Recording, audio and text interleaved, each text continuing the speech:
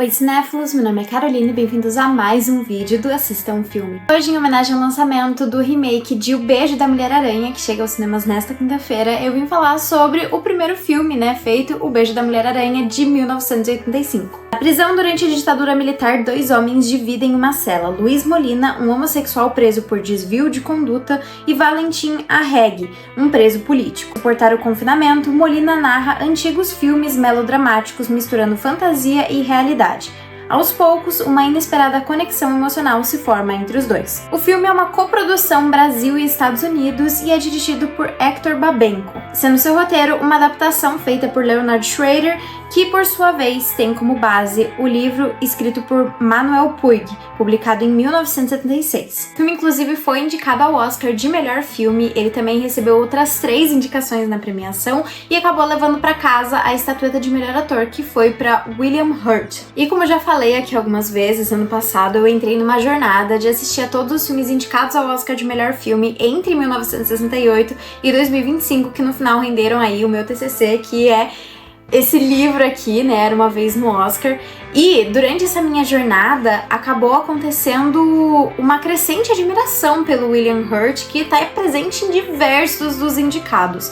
E inclusive falo pra vocês que, pra mim, essa performance dele aqui em O Beijo da Mulher-Aranha foi uma das suas grandes performances e uma das mais diferentes entre os papéis que eu vi ele interpretando aí dentro desses filmes. O que eu achei muito legal na performance dele é que ele traz um personagem que tem uma excentricidade, assim, um personagem muito grandioso, que ocupa muito espaço, principalmente nos papos que ele tem com o outro preso, com o Valentim, que é um homem muito mais contido, que tem segredos, Eu acho que tem um relacionamento muito interessante ali com os dois por serem pessoas tão diferentes. Mas o que é interessante é que eu sinto que pra esse personagem eles se aproveitam muito da persona do William Hurt, que eu vi em outros filmes, que interpretam, em sua grande maioria, homens extremamente solitários. Então aqui eu sinto que ele traz esse personagem que é extremamente excêntrico, que é muito carismático, que é muito grande, mas que ao mesmo tempo vive uma solidão muito constante, E muito disso é por conta da sexualidade dele, As questões que ele passa durante o filme, a época em que o filme se passa, em que ele sofria muito mais com isso, tanto que ele é preso por, conduta relacionada com a sexualidade dele.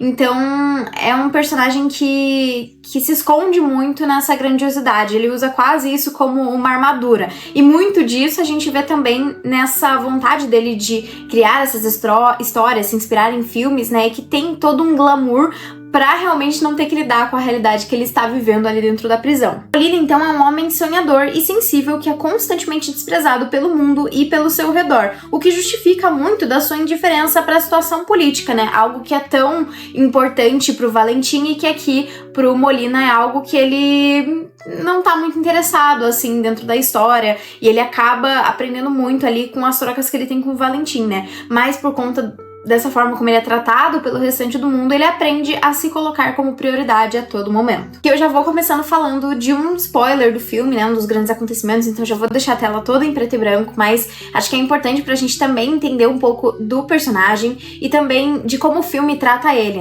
Em determinado momento no filme é revelado então que ele é um dos informantes ali sobre o Valentim dentro da prisão, que ele é a pessoa responsável por muitas das coisas que acontecem com o Valentim. E o filme tenta a todo momento não julgar ele, mas sim tratar ele com compaixão e entender da onde que vem essa indiferença dele, da onde que por que ele agiu daquela forma, apesar dele estarem criando uma conexão. Então acho que é um personagem que te traz diversas reflexões conforme você vai assistindo ao filme, mostrando essa atitude dele como a única forma que ele achou para conseguir sobreviver ali naquele contexto. E apesar da indiferença do Molina à política, esse é um filme que tem um lado político muito, muito forte, por se passar durante uma ditadura militar. O personagem do Valentim é um preso político que constantemente é torturado para passar informações sobre a resistência. E vou falar que, além da temática, eu sinto que em alguns momentos, algumas frases, alguns questionamentos, algumas vontades dos personagens me lembraram bastante Ainda Estou Aqui, Até por eu ter assistido os dois relativamente próximos um do outro. Mas eu acho que muito disso é explicado no personagem do Valentim, quando ele fala que não tinha como não se opor, não tinha como não fazer nada, não tinha como ficar parado, não tinha como não ser da resistência, resistência, não tinha como não fazer algo quando ele poderia fazer, né? Algo que a gente vê alguns dos personagens ali de Ainda Estou Aqui também trazendo essas questões. O coração do filme é, na verdade, a relação entre os dois personagens que, conforme o longa vai passando, eles vão aprendendo muito um com o outro, né? O Valentim, então, como esse preso político que luta contra a ditadura, que tá ali resistindo, né? Que é um personagem que é mostrado muito forte, mas ao mesmo tempo contido, que ele não vai contar informações sobre a vida dele, e enfim.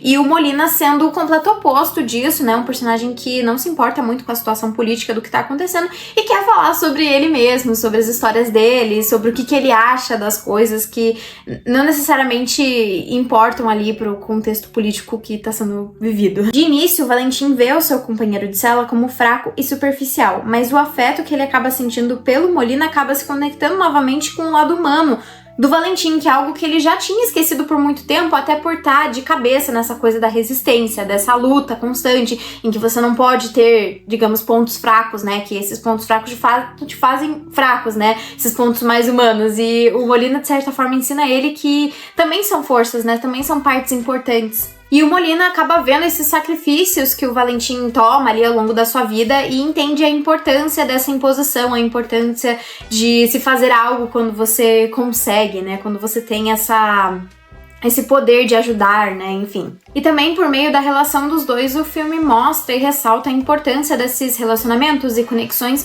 durante esses momentos de solidão, medo e perigo. Agora mostra que mesmo muito diferentes, os dois acabam se encontrando no afeto e na compreensão, mostrando empatia como um poder muito forte, principalmente como resistência. De certa forma, ambos os personagens se mantêm vivos dentro da prisão, né? O Valentim com esse espírito dele e o Molina com a curiosidade de saber mais da vida, e o Molina mantendo o Valentim vivo, contando as suas histórias, contando essa forma de escapismo, de certa forma, ali pra aquele cenário. Por falar nessas histórias de escapismo, realmente o filme fala sobre o poder da arte nesses momentos, né? De servir como um refúgio deles ali no meio de um lugar com tanto sofrimento e transformar a cela, né? O filme praticamente se passa por completo dentro de uma cela minúscula ali que os dois estão vivendo, então passa essa sensação de claustrofobia constante ali. Eles encontram, de certa forma, um lugar com liberdade ali dentro dessas histórias, né? Um mundo novo, um mundo onde tudo é possível, assim, o que acaba mantendo eles lúcidos e ao mesmo tempo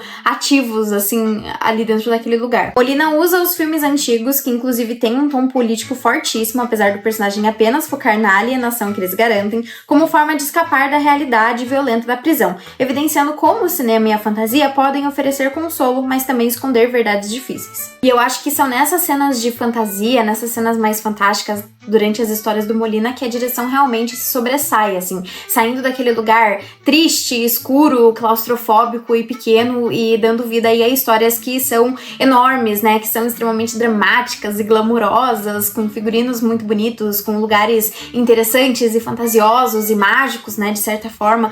Então, acho que são onde tem os melhores momentos no quesito de direção, no quesito de talvez menos triste, né? De certa forma, eu acho que essas histórias contadas por eles, assim como pra eles servem pra distrair, pra gente também acaba acontecendo um pouco disso. Eu gostei bastante da história. Eu admito que antes, quando eu ouvi falar sobre o filme pela primeira vez, eu achei que esse ia ser um dos filmes que eu ia me apaixonar por completo, assim. Eu acho que eu não fui tão fã do finalzinho da história, mas eu gostei muito do meio dele, eu gostei muito das questões e das coisas que ele trouxe, assim, pra gente pensar, né? Essa coisa do cinema como escapismo e principalmente o lado político dele. Mostrando uma pessoa da resistência que meio que se viu obrigado a se juntar à resistência, mas que ao mesmo tempo também acaba refletindo sobre as suas decisões, sobre as coisas que ele tá fazendo, né? Enfim, acho que é um filme muito bonito, traz grandes duas atuações aí dos atores que interpretam o Molina e o Valentim. Acho que ganha muito por conta dessa amizade bonita que a gente vê florescer ali entre os dois dentro da prisão, né? E principalmente esse tom político que ele tem, que mesmo o filme sendo de 1985, acaba sendo tão atual e trazendo tantas reflexões que a gente pode levar, assim, pros dias de hoje, né? Enfim, é um filme muito divertido e eu tô muito curiosa pra saber como é que vai ser esse remake. Eu vi que ele teria um tom musical, eu sei que acabaram montando um musical na Broadway sobre O Beijo da Mulher-Aranha. Imagino que seja mais parecido com o musical da Broadway do que da versão cinematográfica, mesmo eu não sabendo quais são as grandes diferenças, mas eu tô muito ansiosa.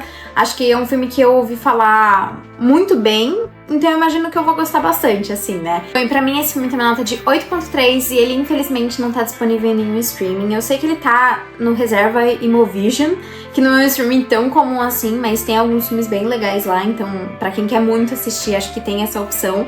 Mas também não acho que é um filme tão difícil de se encontrar, assim, e realmente vale muito a pena. Então se você quer assistir, esse é seu sinal, esse é seu... essa é a minha força pra você ir atrás do filme pra assistir ele. Mas bom, se você gostou do vídeo, não esquece de curtir, compartilhar e comentar o que você acha do Beijo da Mulher-Aranha, se você tá curioso aí pro novo remake, e para qual filme aí de 2026 que você tá mais ansioso. Deixa aqui nos comentários. Então foi isso e até o próximo vídeo.